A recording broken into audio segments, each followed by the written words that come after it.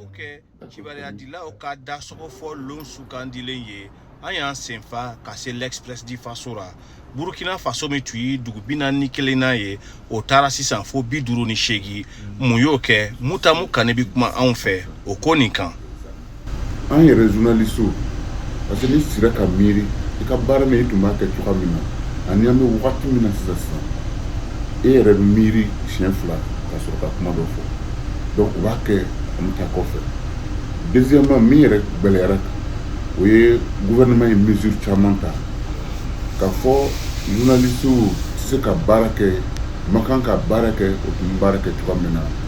mun kama ko parce que dugu fana yɛlɛmana ko fo an ka yɛlɛma k'an ka baara kɛ olu b'a fɛ cogoya min na alors que tuma dɔ la m'a fɔ n'o ko journaliste ko ka baara yɛlɛma ka kɛ olu bɛ fɛ a ka kɛ cogoya min na a kɛ ni bɛ komi a ko maçon kana bon dɔ ka tilen tuguni a kɛ ni bɛ komi a ko dɔgɔtɔrɔw ka mɔgɔw fila kɛ cogo wɛrɛ la. Kibaruyadilaw ka jo kɛlɛ Abdoulaye Ouattara y'o kɛbaga ye. Dɔw yɛrɛ fana ka kunnafonidisow yɛrɛ o y'a datugu k'a sababu kɛ ko o tɛ se ka taa ɲɛ ka kunnafoni di an bɛ wagati min na bi na o ye an ka jamanadenw minnu bɛ Burkina Sahel yan fan na olu ka gɛlɛyaw ye. Ni wagati gɛlɛman na Burkina Faso kɔnɔ kibaruya jɛnsɛn a ka gɛlɛ musow ma kosɛbɛ. Emily ale bɛ seereya di anw ma. Pour nous les femmes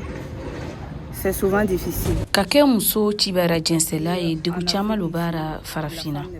barisa anw fɛ yan yɔrɔ la muso jɔyɔrɔ lɔn tɛ kosɛbɛ olu baarada ninnu na wagati dɔw ra mɔgɔ dɔw bɛ fɛ ka an bagabaga u bɛ fɛ ka an ja tigɛ walima u bɛ an ɲagamu ni mɔgɔ fasugu dɔw ye. Lamine Traoré min kibaruya jɛnsɛnla ye Burkina Faso kɔnɔ ale bɛ gɛlɛyaba lo kɔnɔ. Ne ye bagabagari dɔ sɔrɔ yɛrɛ ka ye min ye yirara k'a fɔ ko u ka manifester u ka